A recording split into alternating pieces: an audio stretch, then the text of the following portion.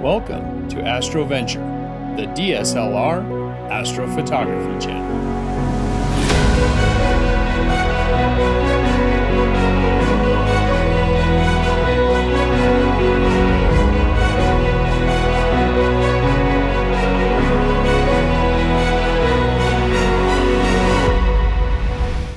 Hey there, AstroVenturers, welcome back. If you're new to this astrophotography channel, my name is George, and this is the astrophotography channel for DSLR and mirrorless camera bodies combined with the lenses we already own and a simple star tracker like the SkyGuider Pro or the Star Adventure. Well, here we go, coming up on New Moon weekend, and it's time for our AstroVenture January targets that I recommend. So let's get started here. First one, the Orion Nebula M42. I mentioned this one previously. I'm going to mention it again. It's about as good as it's going to get for those of us here in the northern hemisphere. Next month will be kind of the tail end of that ideal window before Orion starts to slip back towards the horizon and disappear until next winter.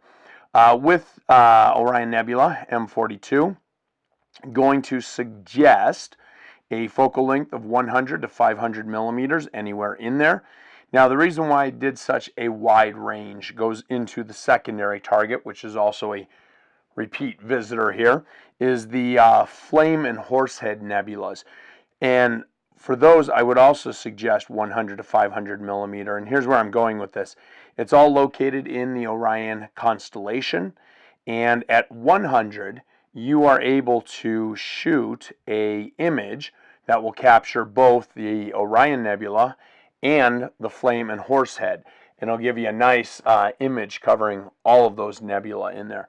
Or you can take it all the way up to 500 millimeters and you can really fill your frame with either the combo of the Flame and Horsehead nebulas, or you can focus in on the Orion Nebula. Whichever way you decide to go, you're not going to be disappointed. But, you know, if you still haven't got onto these targets in the Orion constellation, absolutely get on them. They are such an outstanding target. Nice and large, which makes it easy for any of us with the lenses we have. And remember, as I'm making these recommendations on focal length, that is based off of using a crop sensor. So go ahead and get on those, and you do not need to have an Astro Modified for either of these. However, if you do use a Astro Modified camera, you pick up just a little bit more to it. But both of them lend themselves really well, and M42, the Orion Nebula, is specifically an outstanding beginner target because, I mean, we can see it with the naked eye.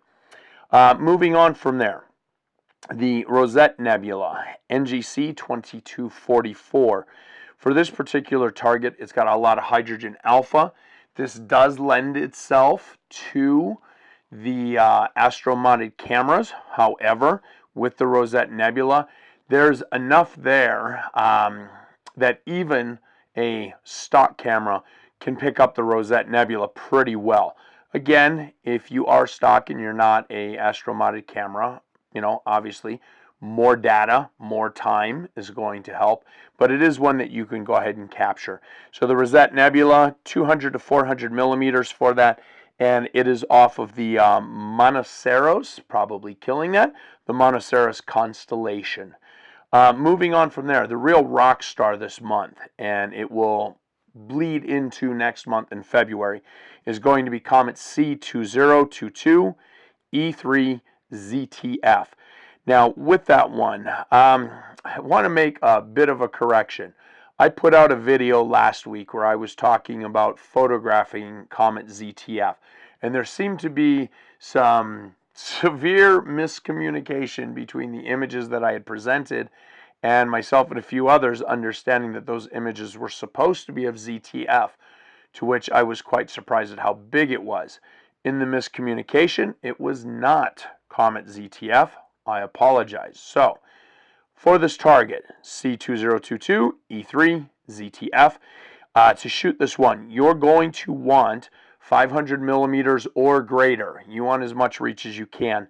It is going to be located, well, it's starting in the northern sky, working its way towards the Little Dipper. So depending on when you go after the target, my recommendation is for January 27th. It works around the moon, as well as it gets it close to Ursa Minor or the Little Dipper, which makes it easy for locating. However, if you decide to go after it, the best thing you can do is get into Stellarium, do a little bit of research on YouTube, find out how to import a comet into Stellarium so that you can see exactly where it is, and you can plan the day and the time for your specific location to shoot Comet ZTF. Okay, so get on that one, because that one's about to be gone, and I've heard from a number of astrophotographers that really have the extra reach to get out there. It looks like it's starting to break up. So, not to scare you, hopefully it'll hang around well, but get on it, because it's not going to be around in 50,000 years for those of you that want to wait. Last target I'm going to throw out there, Spaghetti Nebula. This one here is specifically for the astromodded crowd. It is a much more faint target. It's large. You're going to shoot this one at 100 to 200 millimeters, and it's located in the Auriga, Auriga constellation. And with this one, it's hydrogen alpha. It's a very stringy constellation. It's a very stringy nebula, and I failed at it before. I need to try and get it again, but go ahead and get on that one, the Spaghetti Nebula, before that one's gone. So that wraps it up for the month of January. There's something for everybody in there, and if you really want that challenge, go for the Spaghetti Nebula. Until next time, I would love to see you join us over at our Facebook group, Astroventure DSLR. And if you like this video and the content and what we're doing here, consider liking it, subscribing, and sharing this video out. Help us grow this channel. Till next time, wish you clear skies and uneventful nights.